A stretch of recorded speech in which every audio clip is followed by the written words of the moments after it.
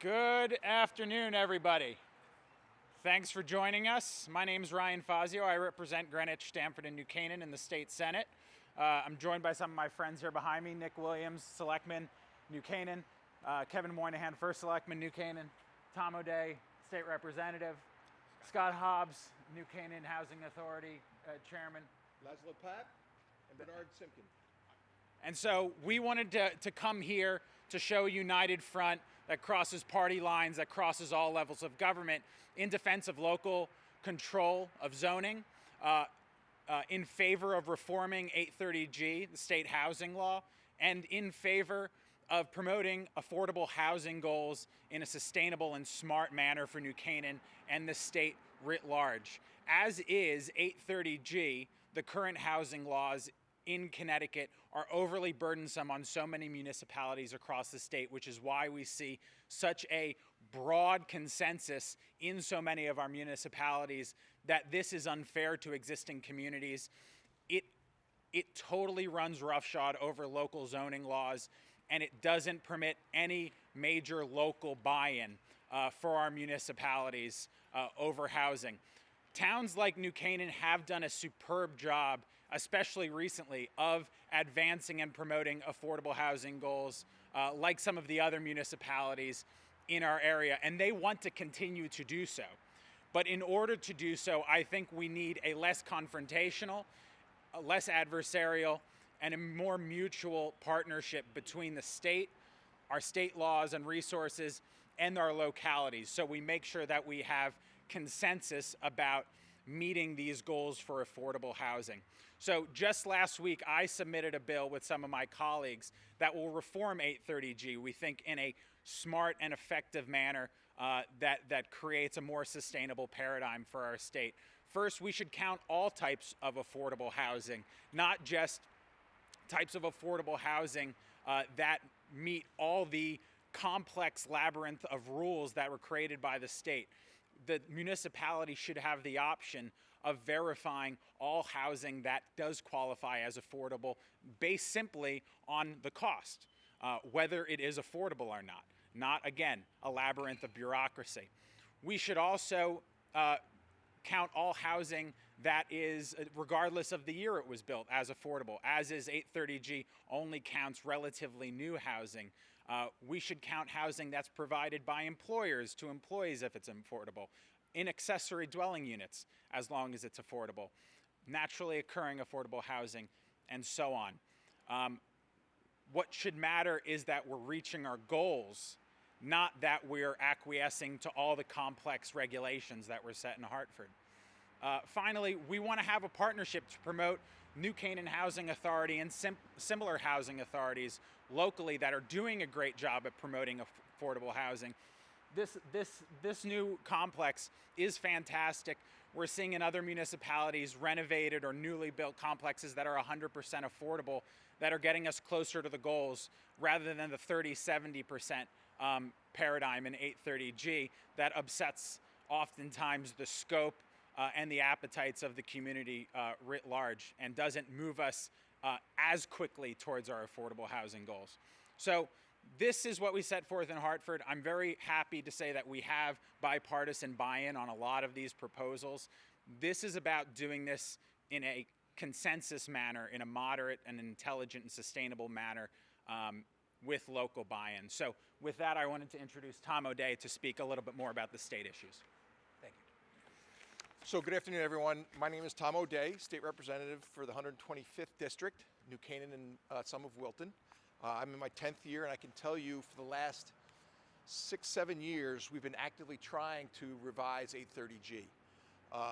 New Canaan has been led very well through the affordable housing goals that we've been trying to achieve. I look here at Chris Hussey, who's been doing this since Since she had black hair. Yes. Long time ago. And this building is here largely because of Chris and Laszlo Papp. Laszlo Papp is the reason why 20 years ago we set up a fund to build up affordable housing in the state or in this town. And Laszlo's the reason why we had money to start building and doing all this renovation. He's the reason why 20 years ago he had the foresight to think about how are we going to fund affordable housing. Bernard Skiven here, also on the Housing Authority. Bernard, thank you so much. He's been on the Housing Authority, and the Housing Authority has been led by Scott Hobbs, who literally helped build this project. And so we've had a lot of effort go into trying to get more affordable housing in New Canaan. And look, two things are we all have to agree at. One, we need more affordable housing.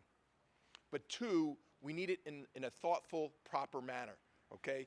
And I wouldn't direct your anger towards anyone, certainly anyone here, and I wouldn't actually direct your anger at the builders, frankly. I would direct your anger towards Hartford. And yes, I'm part of Hartford, but 830G has been a problem, and we've known about it. I'm going to have Scott talk a little bit about why the moratorium wasn't, we didn't get the moratorium extended, but I will tell you the main reason is because when Lamont came into office, he froze all borrowing, or all debt. And then COVID also set us back. And so Will Haskell and I, the senator for, my senator, met with the governor's office to try and get a moratorium. As you know, we've been under executive orders since the pandemic in March of 2020. And so a lot of deadlines, statute of limitations, were extended during the pandemic. So Will Haskell and I asked the governor's office to extend our moratorium so that we wouldn't have this lapse, not due to our fault, but frankly due to the governor's office freezing the borrowing and the COVID pandemic making the finishing of the project delayed. And unfortunately, Senator Haskell and I were unable to get that moratorium extended for New Canaan. But we've been trying to get 830G revised. And so I would encourage you to reach out across the aisle to my friends on the other side of the aisle. We need to reform 830G. We've got a lot of proposals. Over the last 6 years, we've had a lot of proposals. And so please reach across the aisle. The New Canaan Democrats are a lot different than the Hartford Democrats. And I'm looking at a couple of my good friends, colleagues that are the New Canaan Democrats. Chris Hussey, frankly, you were probably my mentor on the town council, my seatmate sitting next to me. So please reach across the aisle to my colleagues, ask them to revise 830G and help us in that effort. And I'll just turn it over now real quickly. Scott, do you want to talk about what happened, more detail? Sure. Scott Hobbs, Chairman of the Housing Authority in New Canaan. 830G I've referred to before is it's trying to solve a problem with the bazooka. And you can solve problems with the bazooka. It just tends to make a lot of a mess and cause other issues and problems. Again, thanks to the vision of Laszlo Papp, he was able to create a fund which created seed money to allow for the planning of affordable housing. Affordable housing is really expensive and complicated in order to create. So it's much more difficult to create than market housing, and the funds that you generate from it make it much harder to sustain. So it becomes a very difficult economic solution to try to get anything to happen. And over the years, we've been able to go ahead and redevelop Millport, and then again, through a lot of help from a lot of people, we've been able to help also redevelop Canaan Parish. That gets us up to a point when Canaan Parish is done that we'll end up with a third moratorium. For Canaan Parish itself, again, it's a long process to try to go ahead and set up to even put a development in place under affordable housing. We had finally, by December of 2018, we had submitted into the state for funding that was under a 2-year allocation. So funding was all available for our project. Everything should have been good. We had a great application. And then there was the debt diet, which I think most of us would agree that Connecticut actually does need a debt diet.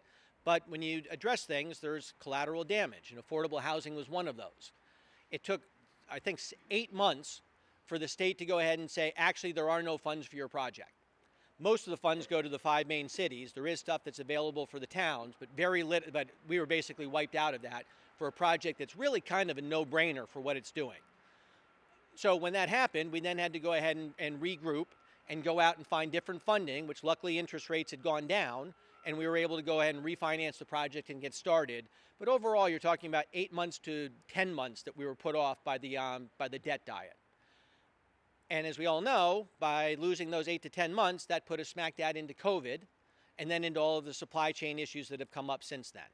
So there's a series of things that happened that, again, it would have been a little bit of a stretch to go ahead and have this all done in order to keep a moratorium in place, but things beyond our control really drove us to a spot where it was very uncomfortable, and again, the moratorium was ended up expiring.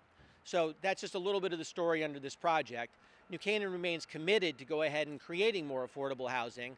It would be so much better if we could go ahead and not be bound by 830G, which has a strict point structure and horrible consequences if you don't meet it. We would much rather create, again, the sustainable developments with sort of mixed market rate and different affordable units. But that's really 830G for small communities that are already built out like New Canaan. It makes it almost impossible to do. So we really we heavily support the idea of changing around 830G and making it so that it can actually work, not only for big cities, not only for certain communities, but all the communities of Connecticut. Thank you. One thing before I turn it over to Kevin, this afternoon or this morning, the governor announced, which I'm very proud of, the fact that Breeze Air, David Nealman, who I know and is a New Canaan native or New Canaan resident, started Breeze Air, and they're now announcing 212 new jobs in Connecticut to make Bradley a hub for Breeze Air, which is great. I'm a fan of it. Now, the state is giving them tax incentives of about $1.6 million. We've been asking the Department of Economic and Community Development, DECD, David Lehman is the chair of that, used to give out monies for municipalities to do transit-oriented development or affordable housing. We should be helping to fund affordable housing through the DECD, so it's our choice as to where it's done. And so we're doing this project up at Bradley, which is great, bringing in business, but take some of that money that we have now in the rainy day fund and fund affordable housing with communities so it's cooperatively, and we don't have to rely on builders coming in and buying up property where affordable housing just doesn't fit. So I'll turn it over to Kevin now, our first selectman. Thank you, Tom. I want to thank Ryan and Tom for their leadership in Hartford, because this is a battle that we need to fight. And 830G since 1989 has been a tool that doesn't work for towns like New Canaan and Greenwich. You know, Greenwich right now has 5 or 6 830G projects pending. We have one, to my surprise. We have a right to feel angry. I don't understand what Arnold Karp is doing. That is the worst idea conceivable to be at Weed and Elm. But it's galvanized us. It's galvanized us to realize what we're fighting in Hartford. If you think 830G is bad, look at what's in this morning's paper. They're bringing back fair share. Fair share means we're going to have a goal. You know, we've been on a treadmill with 830G, with our moratoriums. We would never have gotten to our 10% of 700 units, right?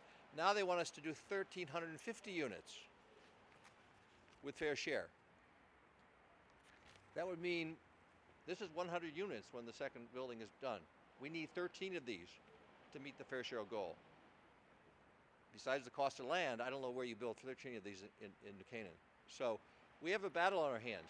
I think this is an existential threat to a town like New Canaan that has a beautiful town. We support affordable housing, but it's got to be done in a sensible way. This is a nutty, nutty situation that Hartford has us in. So, again, I also want to thank Laszlo. You know, this project would not be done were it not for Laszlo's visions 10, 12, 15 years ago. So, you know, we got a war on our hands now, and you know, there's an election coming up in November. So people have got to speak up and make sure that Hartford begins to change their ways. Fair share is nuts.